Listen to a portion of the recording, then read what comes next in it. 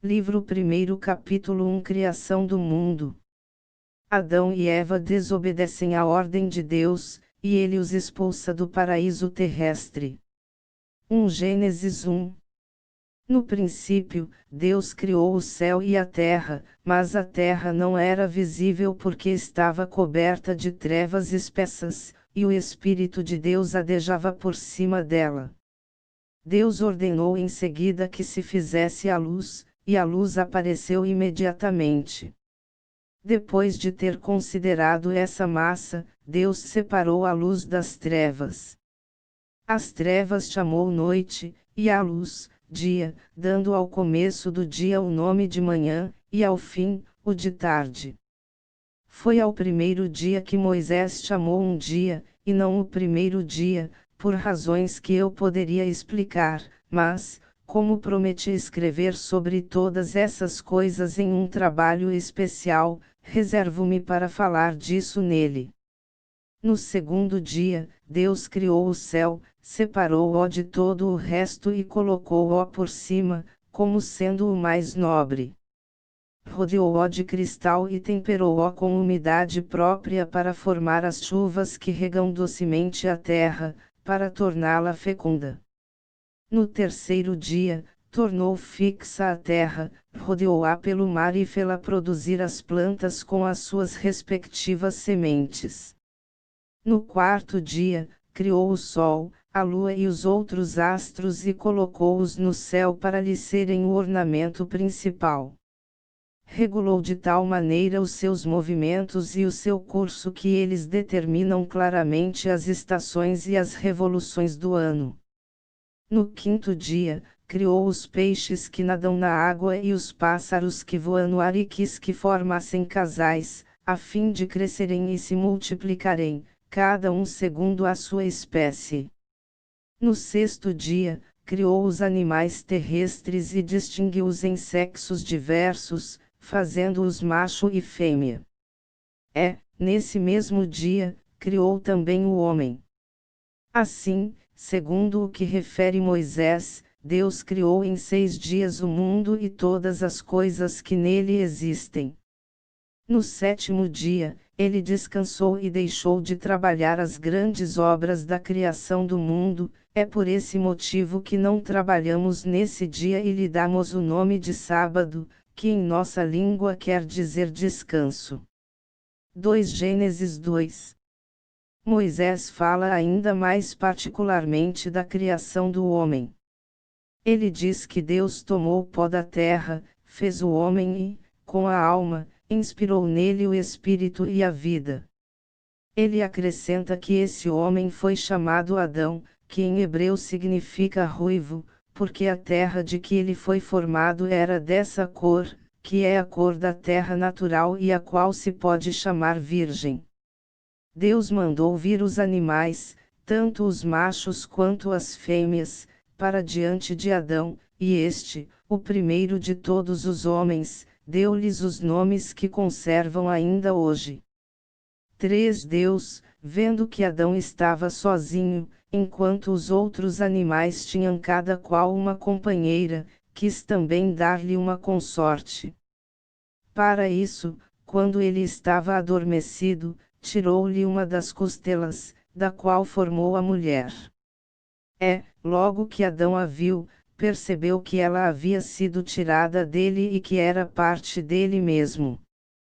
Os hebreus dão à mulher o nome de Issa, e a que foi a primeira de todas chamou-se Eva, isto é, mãe de todos os viventes.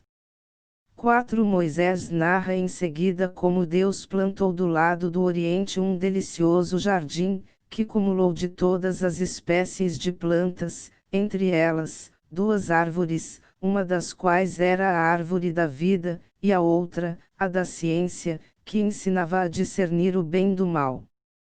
Ele colocou Adão e Eva nesse jardim e mandou que cultivassem as plantas. O jardim era regado por um grande rio, que o rodeava completamente e se dividia em 4 outros rios. O primeiro desses rios, chamado Pison, que significa plenitude e ao qual os gregos chamam Kes, corre para a Índia e desemboca no mar. O segundo, que se chama Eufrates e fora, em nossa língua, significa dispersão ou flor, e o terceiro, a que chamam Tigre ou Diglat, que significa estreito e rápido, ambos desembocam no Mar Vermelho. O quarto, de nome Gium, que significa que vem do Oriente, é chamado Nilo pelos gregos e atravessa todo o Egito. 5. Deus ordenou a Adão e Eva que comessem de todos os frutos, mas lhes proibiu de tocar no da ciência, alertando-os de que morreriam se o comessem. Havia então perfeita harmonia entre todos os animais, e a serpente estava muito acostumada com Adão e Eva. Mas como a sua malícia a fizesse invejar a felicidade de que ambos desfrutariam se observassem a ordem de Deus e julgasse ela que, ao contrário, eles seriam vítimas de todas as desgraças se desobedecessem, tratou de persuadir Eva a comer do fruto proibido. Para melhor induzi-la, disse-lhe que o fruto continha uma virtude secreta, que dava o conhecimento do bem e do mal, e que se ela e o marido comessem dele, seriam tão felizes quanto Deus. Assim, a serpente enganou a mulher, e esta desprezou a ordem divina, comeu o fruto, alegrou-se por tê-lo feito e induziu Adão a comê-lo também. Ora, como era verdade que o fruto dava grandíssimo discernimento, eles logo perceberam que estavam nus e sentiram vergonha. Então tomaram folhas de figueira para se cobrir, julgando-se mais felizes do que antes, porque agora conheciam o que até ali haviam ignorado. Deus entrou no jardim, e Adão, que antes do pecado conversava familiarmente com ele, não ousou apresentar-se, por causa da falta que havia cometido. Deus perguntou-lhe por que, em vez de sentir prazer em se aproximar dele, estava fugindo e se escondendo. Como Adão não soubesse o que responder, porque se sentia culpado, Deus lhe disse: Eu vos havia provido de tudo o que poderíeis desejar para viver sem penas e com prazer uma vida isenta de qualquer cuidado, que teria sido ao mesmo tempo muito longa e feliz. Mas vós vos opusestes ao meu desígnio, desprezastes a minha ordem e não é por respeito que vos calé, mas porque a vossa consciência vos acusa. Adão, então, fez o que podia para se desculpar, pediu a Deus que lhe perdoasse e lançou a sua falta sobre a mulher, que o enganara e fora a causa de seu pecado. Ela, por sua vez, alegou que a serpente a havia enganado. Por isso Deus, para castigar Adão por assim se ter deixado vencer, declarou que a terra não produziria mais frutos, a não ser para aqueles que a cultivassem com o suor do rosto, e mesmo assim não daria tudo o que dela se poderia desejar.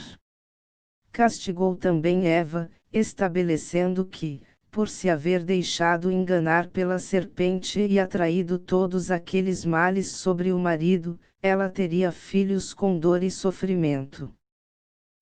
Para castigar a serpente pela sua malícia, condenou-a a rastejar pela terra, declarando que ela seria inimiga do homem.